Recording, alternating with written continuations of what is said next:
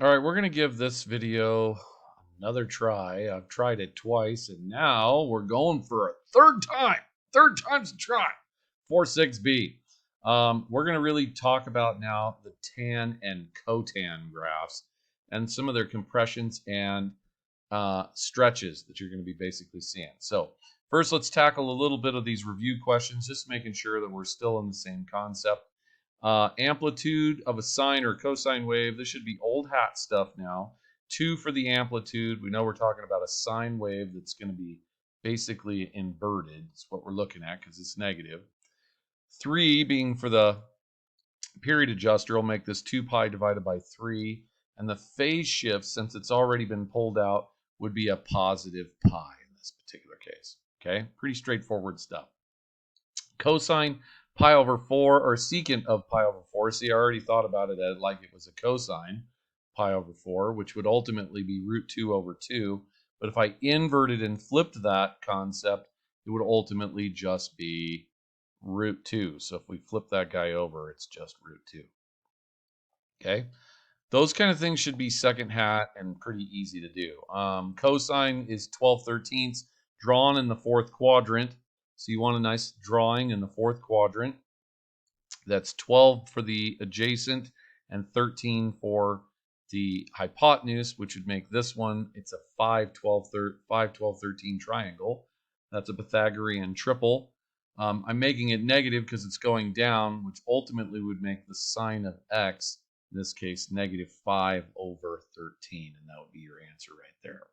Okay, some quick, easy review questions, and those shouldn't really have taken you very long to get through.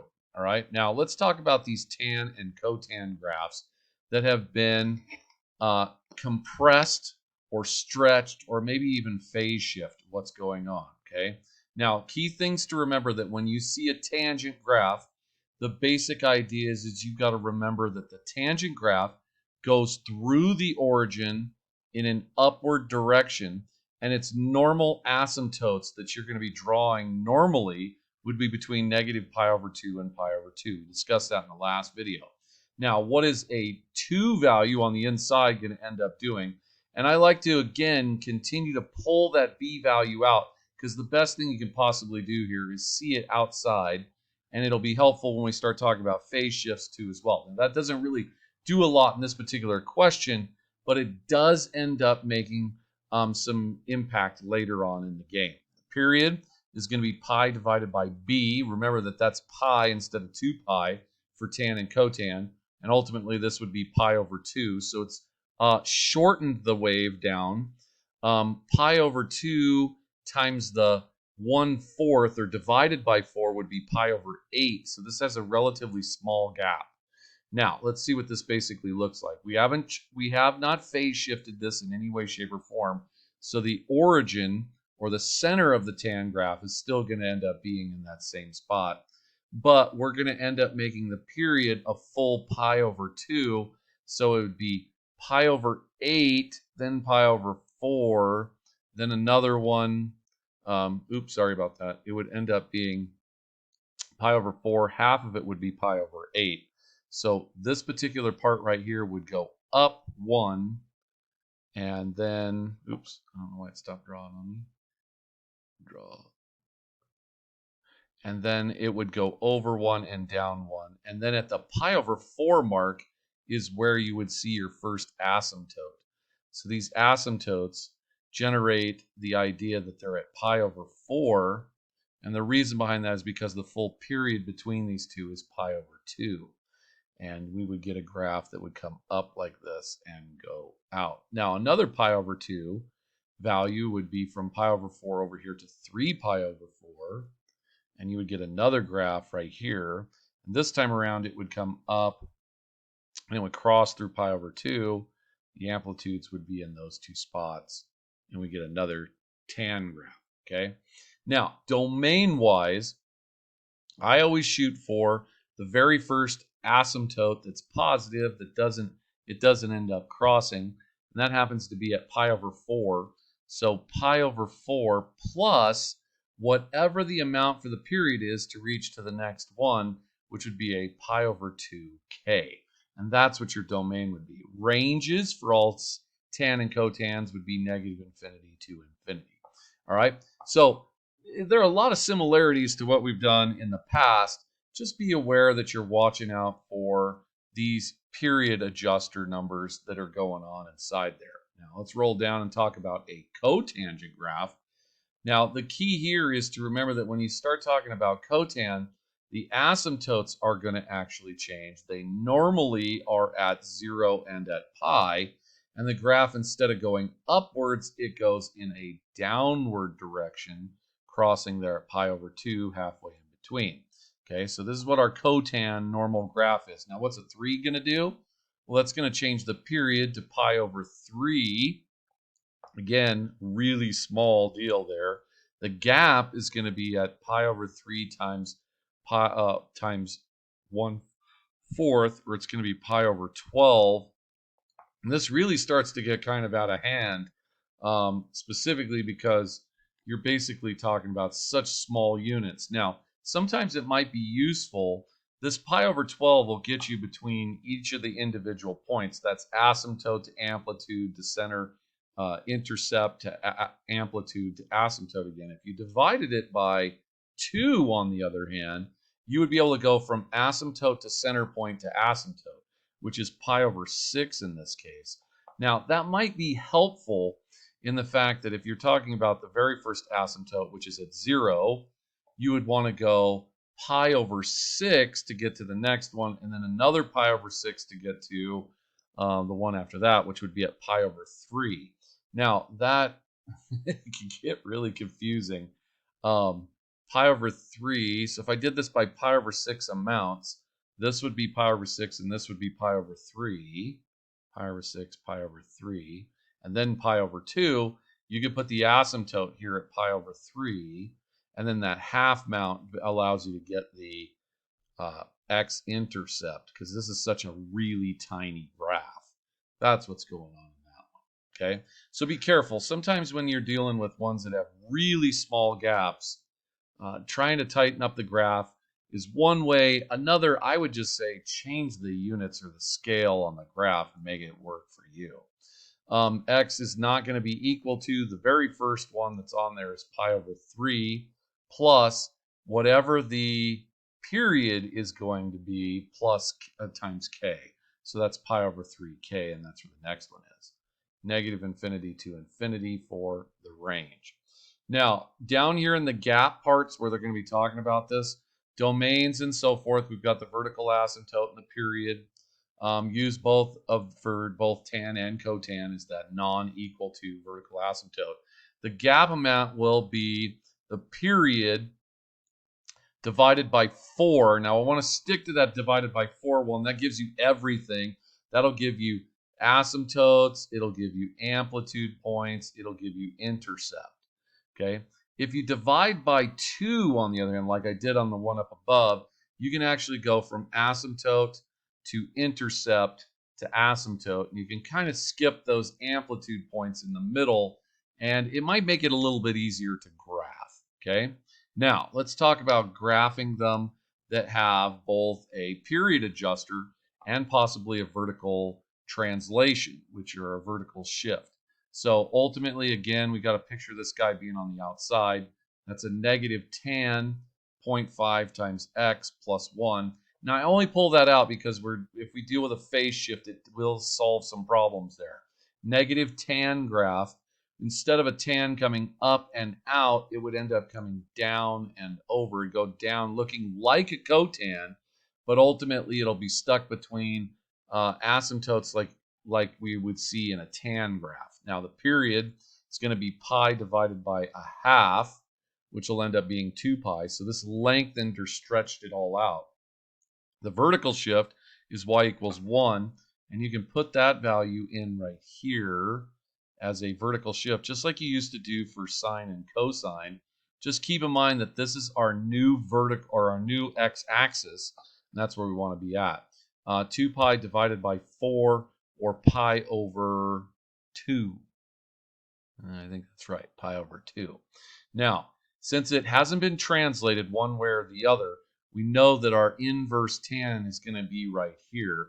And we're going to go pi over 2 in each direction, and that's going to give us either amplitude points, it's going to give us amplitude points on either side, and then a little bit further, it's going to give us the asymptote. Now, since this is an inverted one and it has an amplitude of 1, it's going to be 1 down and 1 up from this pi over 2 location, and then the asymptotes are going to show up here at pi and at negative pi.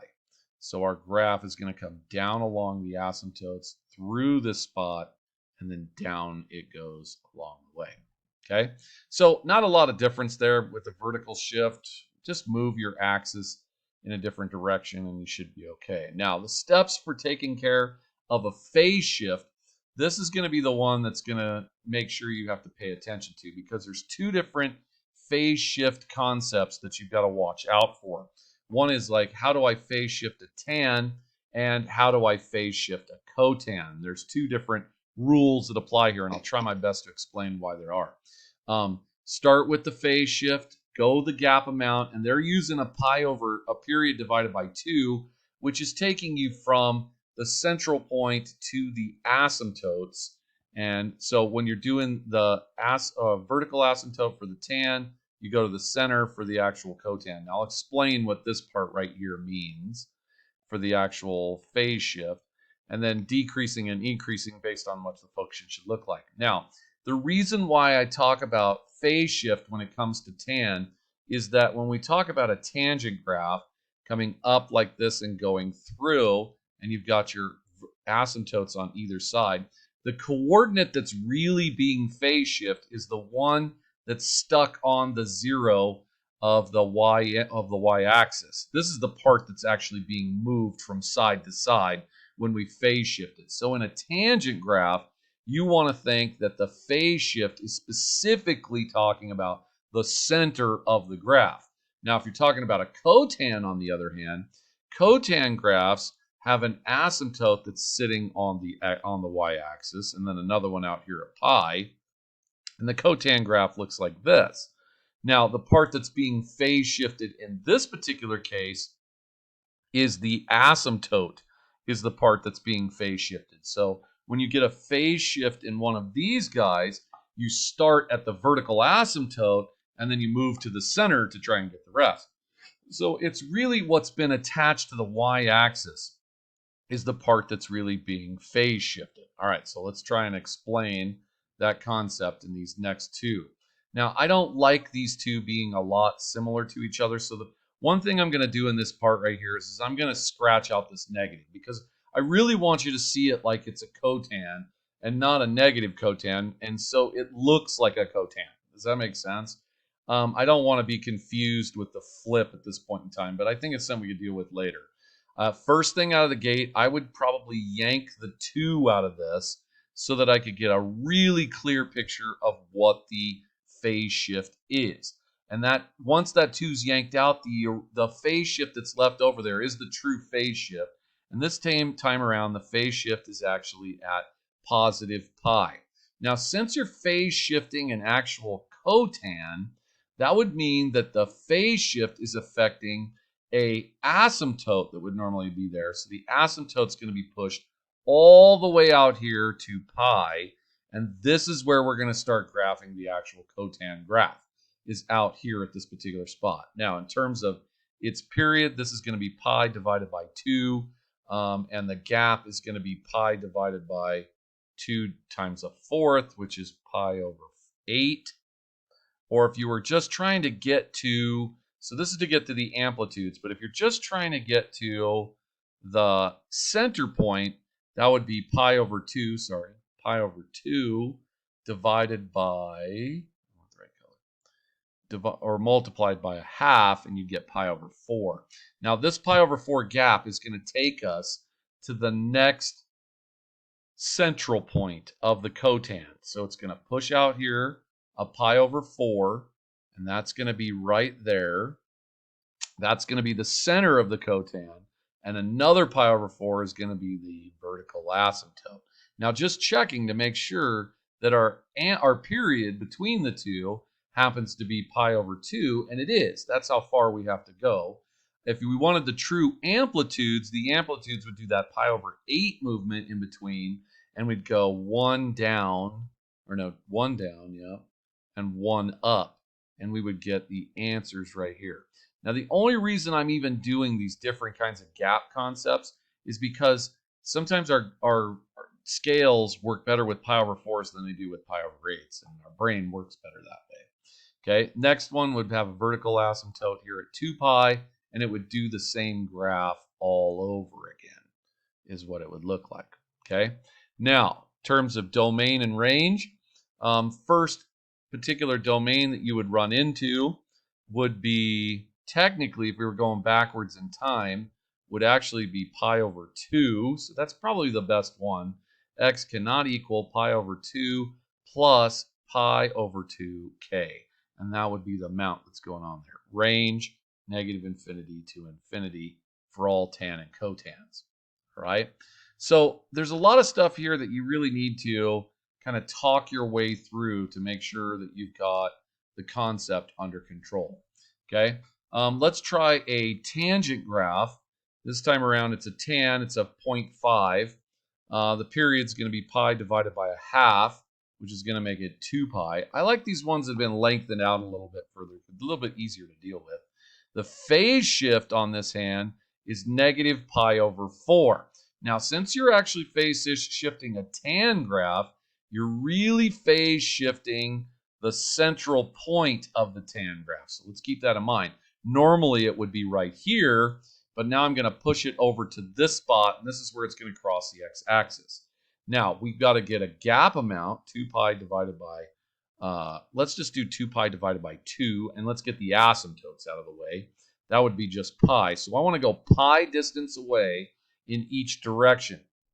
Now, that would be just shy of pi on that side, because you were 1/4 of a pi going that way, and 1 would be over here, just 1/4 past negative pi on the other side. Now, if we wanted to do the gap amounts about dividing by 4, we'd be pi over 2s, and that would give you the pi over 2 amplitude points, which would be down 1 and up 1. And now I'm starting to realize that maybe I did that cotan graph wrong. Jeez Louise, I cannot win for losing on this stuff. So ultimately, this graph should go up like that, and that is a tan graph. To make things better on this one up here, geez Louise, gee, you just suck at math some days. I would erase these, and those tan graphs, which I made, cotan graphs, should not go up. They should go down. Jeez Louise. Fix these on your notes, guys. I am not re-recording this a 4th time. This is insane. Whew. Okay. All right. Example number 6. Let's see if I can get something right.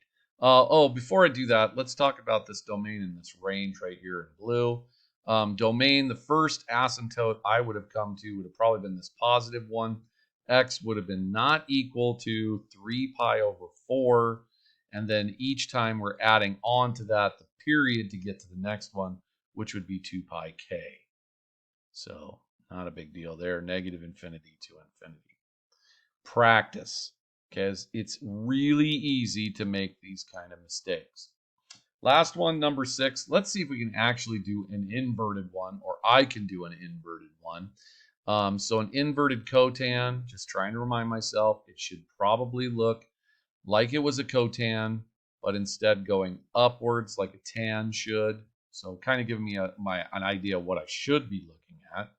Cotan 4 in the front, that's going to be pi divided by 4. So really super short wave in terms of the period going on to that. The phase shift is going to be pi over 2 positive. And since we're dealing with a cotan, we're really moving the asymptote is the part we're moving. So I'm going to shift this right over here, and I'm going to put the vertical asymptote in. Now the period should give it away for me about how far I should go. That's only a quarter that I should really go. This is the next asymptote, super close by, and that's the next one right there.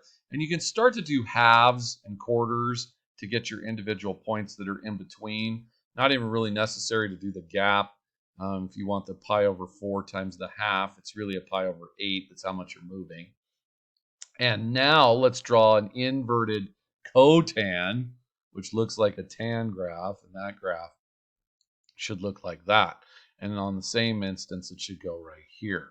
Now, go back and make fun of me someday because I can't draw. I can't get it right every time. What the heck is wrong with me? Okay. There we go. Okay. Now, I would bet that the first one that we would run into would be pi over 4. So the domain in this case would be pi over 4 plus pi over 4k. And that would give you all the individual domains. And that would be negative infinity to infinity for the range. Okay. All right. Whew.